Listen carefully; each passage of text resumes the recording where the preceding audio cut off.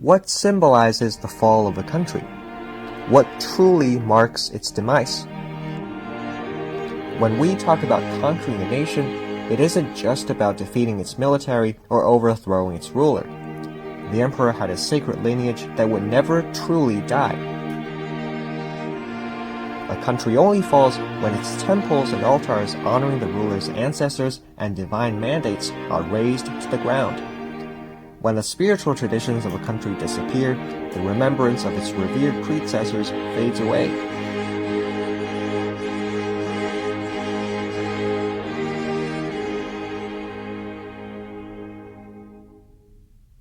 Gone are the sacred rites, the regime is truly finished, and the ruler's lineage will never rise to power again.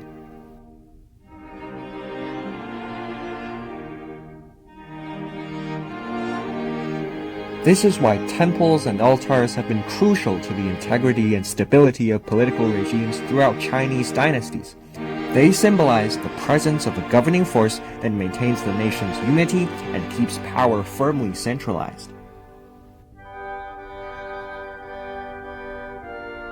China's imperial temple during the Ming and Qing dynasties, when Beijing reigned as the official capital, was the majestic Tai Miao, or Imperial Ancestral Temple. Erected in 1420, this architectural marvel was renovated and expanded several times by successive emperors, resulting in the yellow glazed tiled roofs, grand agarwood columns, and pristine white marble pedestals surrounding the exterior. Magnificent and imposing imperial architecture we behold today.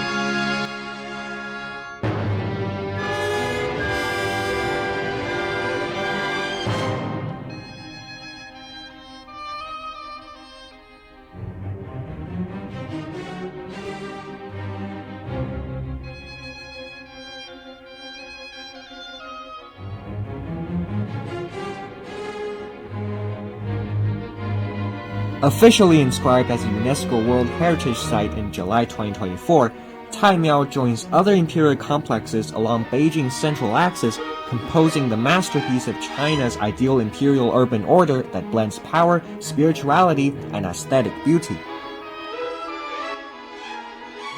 Tai Miao's grand structure and central location fulfilled its sacred role for imperial religious rites and ancestral worship.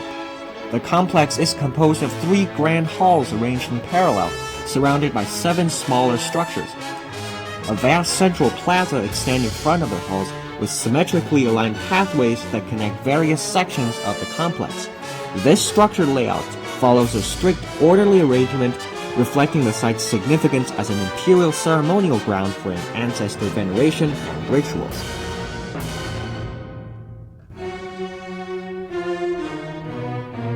Tai Miao was built to maintain specific rituals in each hall, with individual buildings playing distinct roles in ancestral worship and imperial ceremonies.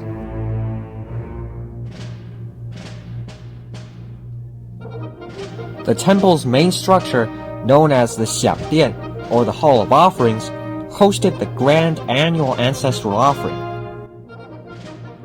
Its expansive interior is supported by numerous towering wooden pillars arranged in neat rows. The ceiling is intricately carved and painted, with decorated beams that disperse the building's weight. A vibrant mural depicting a twisting dragons in a swirl of red, yellow, and cyan faces toward the entrance, adorning the wall above a set of chimes. These traditional Chinese instruments create a divine atmosphere, fostering spiritual engagement among worshippers during imperial ceremonies. On the exterior, flat red walls adorned with blue and cyan patterns, along with golden tiled roofs that curve upward at the corners, exemplify the signature features of Chinese imperial architectural design. White stone pedestals with intricate carvings form the building's foundation, adding a layer of solemnity and artistic beauty to the overall structure. The window incorporates a special pattern called the 3 intersections and 6 bowls, a style exclusive to buildings of imperial standards. Among closer inspection, small pores appear regularly on the walls. These openings allow air exchange with the agarwood pillars, which have stood robust for thousands of years. Immediately after the Hall of Offerings is the Qingdian, or the Hall of Rest. The structure holds the emperor's predecessors, honoring their legacies and contributions to the country and the imperial family. The Tiaomiao, or the ancestral hall, comes last in the sequence. The hall remembers the ruler's distant forebears who died before the regime was established. The structures surrounding the main halls are designated as Wu. In these areas, the emperor's most trusted officials who made significant contributions to the empire are honored and worshipped. The term Peixiang Taimiao refers to the exceptional achievement of being enshrined in the imperial ancestral temple, where an individual is revered alongside the emperor's ancestors. A notable example of this honor is Zhang Pingyu, a prominent statesman and the only civil official of Han Chinese descent throughout the entire Qing dynasty to receive this prestigious recognition. 张廷玉追随圣祖康熙皇帝凡20年，圣祖的心思我最清楚。他老人家直到病天，念念不忘、耿耿于怀的就是整顿吏治，改革弊政。5 types of ancestral ceremonies were conducted inside the 3 halls during the reigns of Chinese dynasties. A major event known as Xiaji, or the Grand Ancestral Sacrifice, was held annually the day before New Year's Eve. Xiaji involved transferring the ancestral tablets of the emperor's ancestors from the Hall of Rest, where they were kept, to the Hall of Offerings. There, sacrifices were made and prayers were offered in honor of the divine lineage. Another significant ceremony occurred after the emperor's triumph in war. Once victory was achieved, high-ranking officials and soldiers captured from the enemy were paraded and brought before the emperor at a different site within the Forbidden City. But before they were publicly presented, they were first taken to the imperial ancestral temple, where the emperor hosts a ceremony to inform his ancestors of his military success. The temple also played a crucial role when an emperor died and power passed to his successor. After the deceased emperor was laid in the Forbidden City, his successor would keep vigil beside the body for 2 nights as a sign of sorrow and remorse.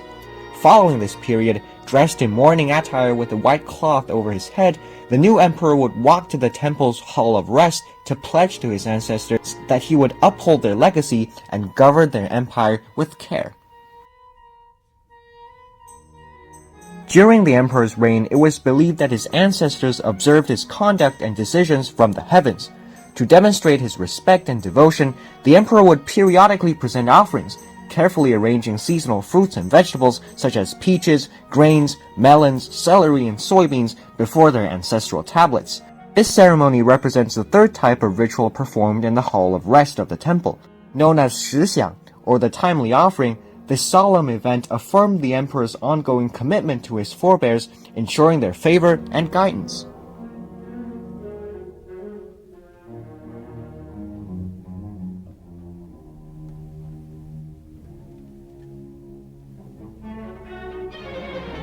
The final type of ancestral ceremony took place during times of national crisis, such as a poor harvest or a military defeat. In these instances, the emperor would pray to his ancestors for guidance and assistance. In Chinese dynasties, where ancestral veneration was both sacred and essential, the imperial ancestral temple stood as the heart of this tradition. It was here that the emperors honored their forefathers, ensuring the continuity of the imperial lineage and upholding the divine connection between ruler and ancestors.